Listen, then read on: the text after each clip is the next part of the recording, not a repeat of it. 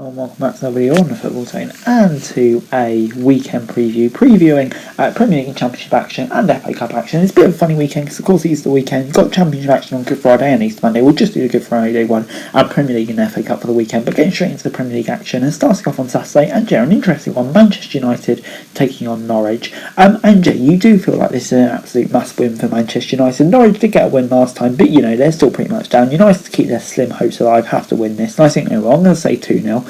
Moving on then to Tottenham as they take on Brighton at the Tottenham Hotspur Stadium.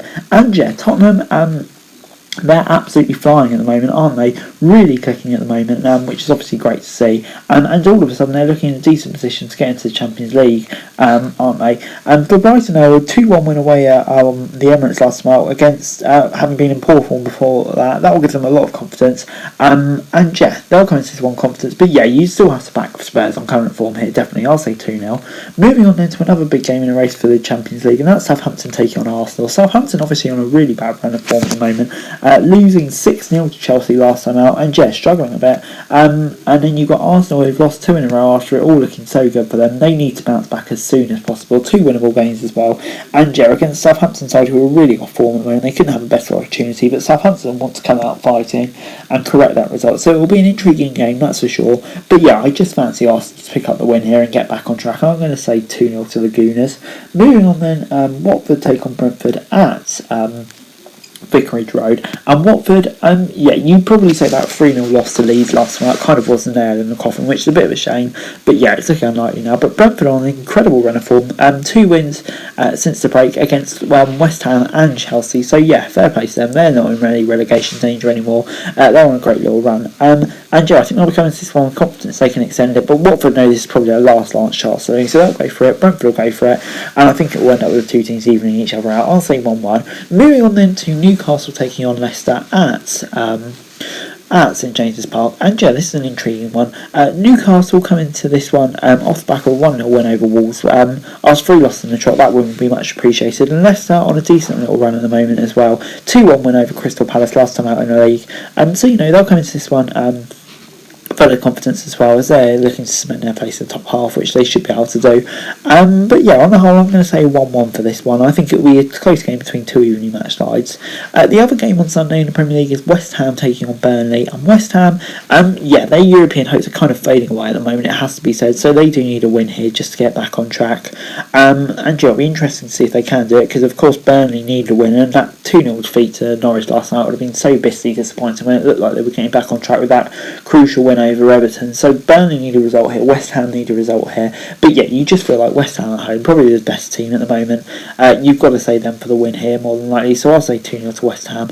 Moving on then to the Championship action on Good Friday, and starting off with Luton as they take on Nottingham Forest. Luton will come into this one off the back of a few dodgy results, it has to be said. Winless in 3, 2 draws, and then a loss to Huddersfield last time out. And Forest, who are absolutely flying at the moment, just dispatching teams easily. So, they'll come into this one full of confidence. And, maybe some will say for Forest, the automatic promotion place isn't over yet. But they probably do need to win the majority of their games. But I think Luton will draw them with them here. I'm going to say 1-1. Moving on then to Birmingham taking Coventry at St Andrews. This is an intriguing one because obviously Birmingham, they have maybe picked up slightly, but of course got beat by Forest 2-0 last time out.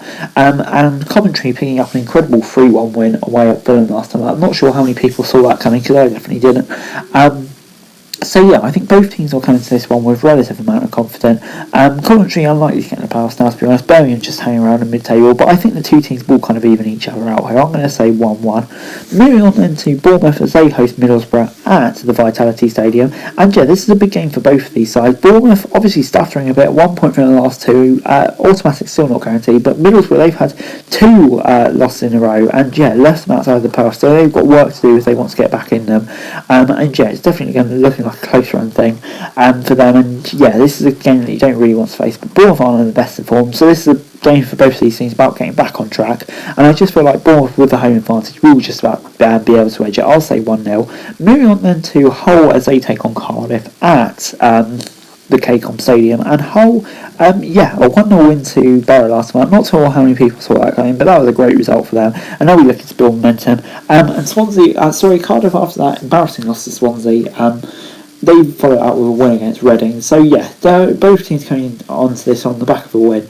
So yeah, they'll be wanting to maintain that, make it 2 wins on the trot. I'm not sure it really matters because there's not much to pay for these teams, and that makes it they could probably pay out a draw. Moving on then to Peterborough as they take on Blackburn at the Western Home Stadium. And Peterborough, yeah, their relegation just looks inevitable now. Reading have just pulled away from all of the 3 teams, so yeah, it's looking tough for them. And then you've got Blackburn in 7th. They're still not at the playoff race yet, but yeah, form has been a bit dodgy, and this is a game which they really have to win if they want to stay in the race right until the last few games, for sure. So yeah, I'm going to say 1-0 to Rovers, but yeah, this really is a must win for them. Moving on then to Preston as they take on Millwall at Deepdale. And Preston, yeah, they'll come into this one pretty confident. 2 good wins on the trot, including a local derby win over Blackpool, of course, and then Millwall 4-1 win over Barnsley last night after going on a bit of a shaky run themselves.